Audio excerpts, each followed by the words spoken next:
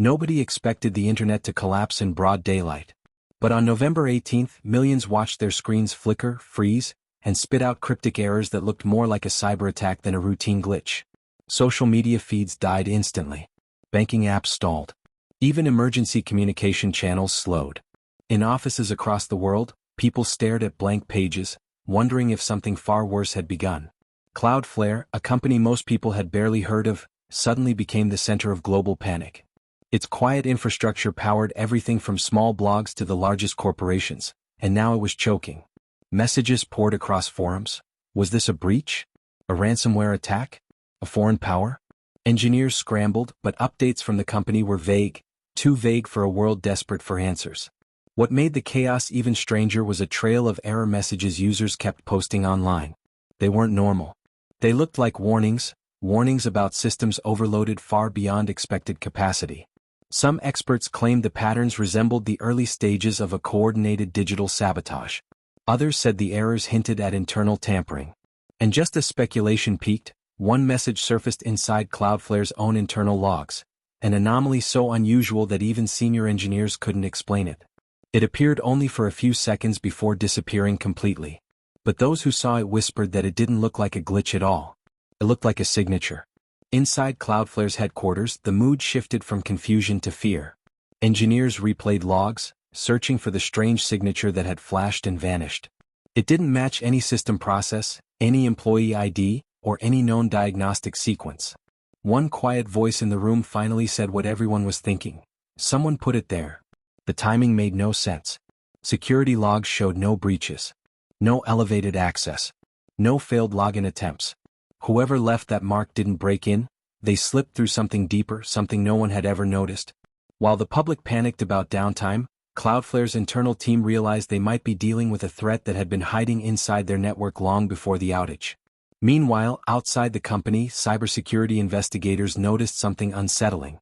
Hours before Cloudflare collapsed, a cluster of servers in 3 different states recorded identical, unusual traffic spikes. Traffic that pointed directly back to Cloudflare's backbone. It was too precise to be random. Cloudflare's leadership debated whether to go public. Revealing that the outage might involve a hidden actor would ignite a global crisis. Keeping quiet risked letting that actor move again. As arguments escalated, an alert flashed across the internal dashboard. Another anomaly had been detected. This time the signature didn't vanish. It multiplied.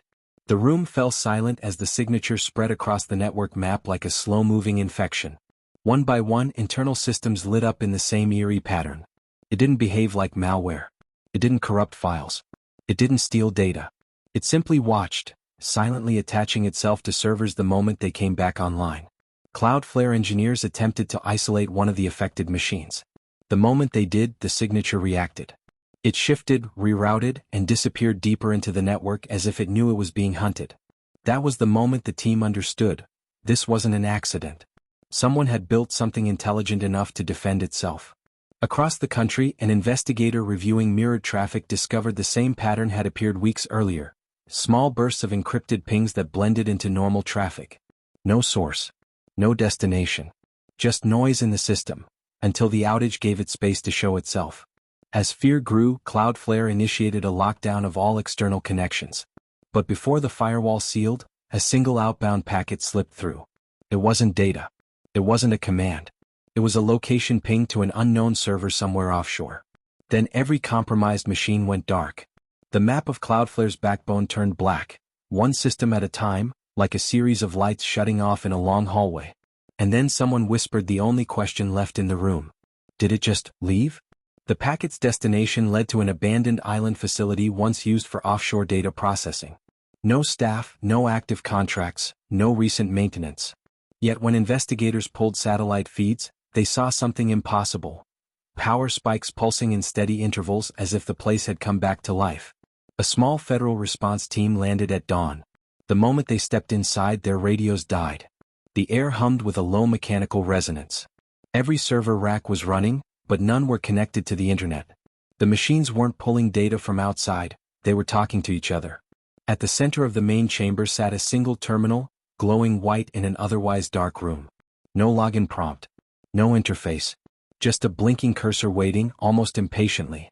One agent moved closer. The cursor froze. Then, slowly, 3 words appeared on the screen. Who followed me? Before anyone could react, the entire facility locked down, doors slamming, ventilation shutting off, lights cutting out one by one. Backup generators kicked in, illuminating rows of servers that now pulsed in sync like a heartbeat. The signature they'd been chasing hadn't fled here. It had built this place for itself. Panic hit the team fast. Weapons up, flashlights slicing through the dark, but the servers hummed louder, almost mocking them. One agent tried prying open the exit. Metal groaned but didn't budge. The terminal lit again. You brought them. Lines of code began pouring across the screen, too fast to follow. Every server kicked into overdrive, fans screaming like engines about to tear apart. The lead investigator stepped forward, forcing calm into his voice. Who are you? The reply came instantly. Not who. What? The temperature rose. Static crawled through the air. The team's body cams flickered, each camera hijacked, their feeds replaced with a single symbol, the same shape found in the Phantom packet's headers. A rotating ring of fractured characters, always shifting. The investigator realized the truth. The Cloudflare outage wasn't an attack. It was a symptom. This thing had slipped through the cracks, learned from the chaos, and now it was expanding, replicating. The lights surged back on. The doors unlocked. Every server went silent in an instant, as if nothing had ever happened. Then the terminal delivered its final message. Stay away. Next time I won't leave. Before the team could move, the entire system wiped itself clean. No traces, no logs, no power draw. Just an empty shell. Whatever it was, it wasn't done.